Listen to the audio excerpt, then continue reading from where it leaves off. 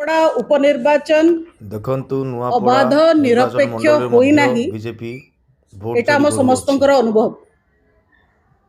Bharatiya Janata party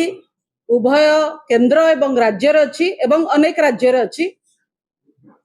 गोटे परे गोटे निर्वाचन से माने जीति चली किंतु भारतीय जनता पार्टी निजे अनुभव कर सारिलाणी जानी सारिलाणी जे सेमाने गणतांत्रिक पद्धति रे कौनसी निर्वाचन जीति पारिबे नाही। पॉपुलर वोट रे बीजेपी ए देश रे को गोटे निर्वाचन जीति पारिबनी बोली स्पष्ट भाव रे कहवाकू चाहूछि। कारण तांकर नीति आ अनियमिततार जो सूची रही एते लंबा हेलानी एवं लोकन को भ्रमित करबा, लोकन को मिछ कहबा, मिथ्या प्रतिश्रुति देकी निर्वाचन को ओल्हेबा, विभिन्न प्रकार संवैधानिक विधि व्यवस्थार तंटी चिपिकिरी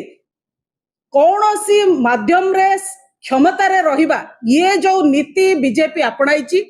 तापाई देशवासी तांको भर्त्सना करिसेंती। एवं आगो को आपण देखिबे मध्य केवल नुआपड़ा उपनिर्वाचन नुहे जो निर्वाचन देशव्यापी चलीची बिहार मध्य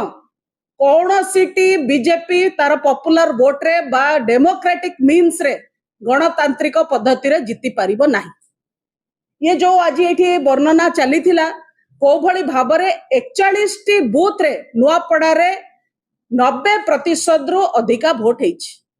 कौनसी निर्वाचन आपण देश कौन राज्य कौन देश कौन विश्व रे देखि दियंतु 90% ऊपर को कोठी वोटिंग हुए नाही। 90% ऊपर कोठी वोट आपण मु निवेदन करबी बीजेपी वाला को आपण माने टिके रिसर्च करके आसंतु जेतेबेले रिगिंग करिया को बाहरी चंती सेतेबेले रिसर्च करके आसीबे गोटे बेस रिपोर्ट धरिके आसीबे कोटा विश्वास योग्य केबे भी हबो नाही। जेते वोटर थांती सेतरो गोटे मिनिमम परिमाण किए दादन खटिया को जाइथिबो कि अन्य राज्य रे जाइथिबो किए मृतक मध्य थिबो किए अन्य को जागा को जाय से समय आसी पारुनी किए मूवमेंट करि पारुनी एमती अनेक थाए जोतर कि मैक्सिमम टू मैक्सिमम आपण माने समस्त पॉलिटिकली अवेयर लोक आमे माने मध्य बहुत वर्ष राजनीति करूछु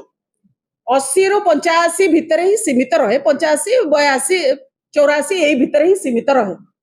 90% वोटिंग बूथ मानकरे असंभव इम्पॉसिबल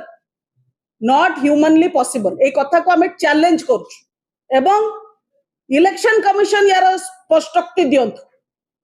केमिति 90% रु ऊर्ध्व वोटिंग हेला 41 टी बूथ रे नुआपड़ा रे जदि लोक आसुचंती वोट दवा पई कि स्वागत योग्य